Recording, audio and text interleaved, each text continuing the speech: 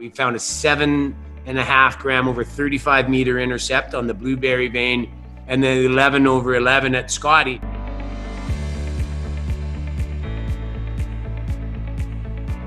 Hello, welcome to Assay TV. Today we're talking with Scottie Resources, and I have Brad Rourke, who is the President, CEO and Director of Scottie Resources. Brad, great to see you from your cabin up there in near the Golden Triangle. Scottie Resources, named after the old Scottie mine up there in BC. Tell us a little bit about the history of the property. Sure. So what first got me interested in this is it was a past producing gold mine, well known. If I'm from the area, I'm in Smithers, British Columbia right now, which is about the closest civilization to Stewart. Not that Stewart's not civilized, but you know, I was aware of an opportunity 2014, 2015, the past producing Scottie Gold Mine. What's playing out today in the markets is I kind of figured 2017 that this would be happening, but that got me interested in the property. And the flagship of what we have going on right now is a past producing gold mine that only operated for 3 years in the early 80s. And it produced and it recovered over half ounce per ton back then, and had 10 gram cutoffs and such. So, and from my due diligence, the only reason it shut down was because of the environment, the financial environment. Gold went from, let's call it $750 to $300 really quick in the 80s. And the Scottie Gold Mine had a facility about $20 million to the Royal Bank of Canada at 22% interest is what they were paying back then, because that's what interest rates were. So that shut it down when gold rolled over in 83, 84. And not a lot of work was ever done on the property ever since. And so that's what originally got me excited about it. That and Brucejack, the Peridium mine, was under construction. It hadn't been under production yet, but that power line that we're building to go to the Brucejack goes right by the Scottie Gold Mine. And I was like, wow, this is infrastructure is going by an old past producing gold mine. At the time, John Toffin still had Ascot, but you know, Ascot, you could see things were happening there. And I just thought it'd be a great opportunity. And so I went in and the company was called something else at the time, and tried to help out a couple guys that had been playing with it for a few years. And long story short is, after about 6 months, I just kind of decided to take the thing over because I don't think our directions aligned. And I'd already went in and self kind of funded it for the first little while, trying to help these guys. And I thought, well, I can do this. And then my education started. So I'm into my 5th season now, but that's when we started. And we started with 400 hectares of land. I didn't appreciate that was never going to excite anybody, even though it had all this great story to it. But now we're almost 25,000 hectares. The land that we've accumulated around the Scottie Gold Mine is contiguous, call it 10,000 hectares. And that assembly of land has never been put together before. So that makes it exciting, which gives this runway, if we're so lucky to prove up what we think is the theories that we've come up with. So that's what got me into it. For the most part, we were pretty quiet. I changed the name of the company to Scottie Resources to reflect the old Scottie Gold Mine. I thought it was something to be proud of. And here we are today in a whole different world. Yeah. And you've had some pretty interesting intercepts around the property. There was 73 grams per ton over almost 4.5 meters in the Bow property, and then there was 11.72 grams per ton over 11 meters at Scottie. So I mean, that shows some interesting holes there. What are your sort of next steps for extending that? Sure. So those intercepts that that's what we drilled last year. We did a small program. Up until before we drilled, I still had 700 drill holes to work with. Most of that was production drilling. So we built this model. We relogged the core. We came up with some theories. It was last year right about this time that we weren't even going to drill last year, but gold hit 1,500. It held. I went to Beaver Creek, and the very last minute, we did a 2,000 meter program in 2019, and we were successful. So you're right, that bend vein that got the 73 over 4 meter hole. We found a 7.5 gram over 35 meter intercept on the Blueberry vein, and then 11 over 11 at Scottie. And that's, to me, that's my favorite hole, because was a pure 50 meter step out from in front of the mine. And so to have 11 of 11, the theory was that vein was pinched out, and we just gave that 50 meters in front of a mine that produced a 1/2 ounce per ton. The Blueberry vein surprised us, 7.5 grams over 35 meters. We were trying to tag actually something else in what our model was telling us. So that was kind of a new discovery.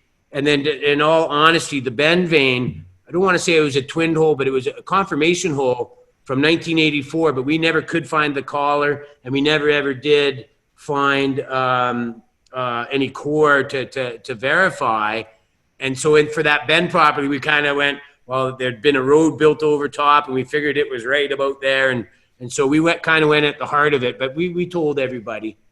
Long story short, we're very successful. We were very happy for such a small drill program to have those type of intercepts for only 2,000 meters. Fast forward to where we are today, I've got 23 holes already finished. I'm over 4,000 meters drilled, and we just expanded our drill program to 7,000 meters. We released that last week. We're happy with what we're seeing. And the first holes that we've done are we followed up on the Blueberry hole, we followed up on Scottie, and then there was a new zone that we found that had never been drill tested on the other side of the mountain that had never, ever been a hole put in it. It's about 2 kilometers away from the Scottie mine to the west. And so we have 8 holes done on that piece of that structure that we found, and hopefully that bears fruit. And we're patiently waiting for assays now. I have 2 holes back of 20 holes that are in the lab, and I really honestly thought I'd be on my second batch of drill results now, but the labs are backed up. I think Peridium really loaded up that lab, and I suspect Skeena did as well, because we're just, oh my goodness, I only have 2 holes back. There's 20 in the lab, and we'll have 45 holes drilled this season. So we're excited. And again, to follow up, our theory proved we're pretty happy with what happened last season. And so we'll more than triple the drilling. And it's, apart from the domino zone, we're going to go and define and just show how much life those veins are that we drilled last season. The domino zone is that new zone across the mountain you mentioned? Correct. Right, yeah. Fantastic. And that's, we're excited about them all, but that one's, we're comfortable with it. We know the geology's there. We're working off a lot of holes. We're just extending it, and we're doing proper step outs.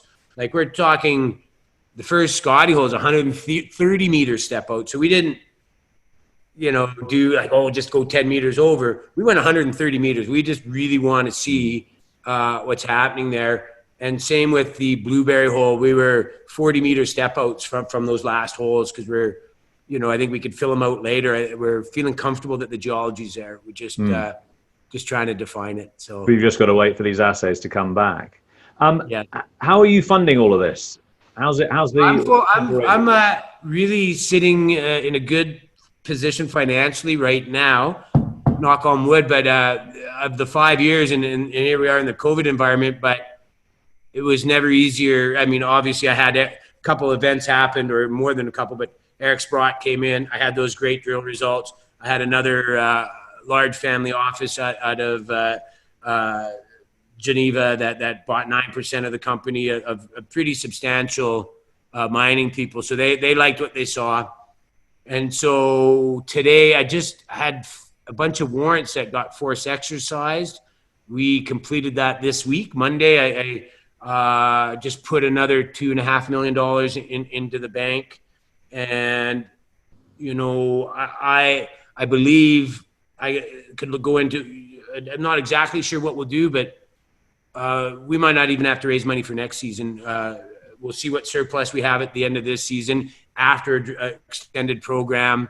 We're working on a few other transactions and such. And, I have other warrants that are in the money from very, very strong shareholders that might just choose to exercise those rather than me dilute the company anymore. So, but the long answer should be a short answer. We're very, we'll have a little bit of a surplus going into next season, and and no debt in the company. So we're in really nice shape that way. I mean, obviously a lot of interest from investors in the gold sector at the moment. Are we starting to see the generalists come back to the sector?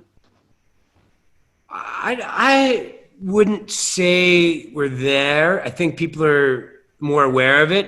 I seem to get phone calls from people who you can tell aren't really sure of the industry, where up until, I would say, last year, anybody investing in this business knew this business better than I did. All my investors, and the honest answer is, I'm the redheaded stepchild, because the people who are investing in the business were guys that know the industry. You really couldn't fool anybody, not that we were trying to, but I see random phone calls daily. So I suppose they're sniffing around. I think, obviously the commodity price has must have opened up some eyes, and then you have, Warren Buffett, who just bought the Barrick stuff, and that's interesting and all, but he's just buying cash flow. There's no way he doesn't love gold. He's not going to change his stripes, but that should tell I think could be one of the catalysts to bring generalists in, because Warren Buffett's smart enough to know that Q3, Q4 is going to be a lot better than Q2 for these bigger companies, and that should open eyes. I truly believe that. Peridium's a great case. So it's my neighbor to the north. They surprised everybody with their Q2 numbers, and that stock went up 30%, in a matter of minutes, and it held. So I think, this with the commodity price, but I think the generalists don't come in until they start seeing balance sheets. And I think they're, for the major companies, obviously.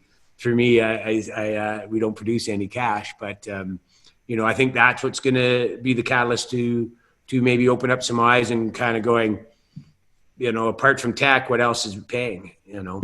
Anyways. Absolutely. And what are your plans, apart from waiting for these assays? What are your plans for the rest of the year? Well, we just bought a building in town in Stewart. And so I'm putting a logging facility, much like both Ascot does it, and it makes sense to me now. So I'll be constructing on that. Now we've got an awful lot of land that we still need to run around on, and we'll just get out of Scottie because it's the highest elevation. And so I'll have crews running around in the bush, probably hopefully till December. And then, we'll just be processing these drill results and then get out and do this. I haven't done a lot of marketing in the last 3-4 months because I've been more operational. I've been actually in the bush more than anywhere. But, and then we'll get into marketing and then just, it's our second drill season. If we have the follow-up to what we were lucky enough to get last year, I think, hopefully it'll be a busy winter of just talking to people who may be interested into either coming along with us and just seeing what the opportunities are out there. So no shortage of things to do, that's for sure. Absolutely. Yeah. Well, it's been very interesting talking with you today from your lovely house up there in northern British Columbia. Thank you very much for your time today, and good luck with the assay results when they come out. Well, thank you very much, and I think the next couple months could be exciting. Great.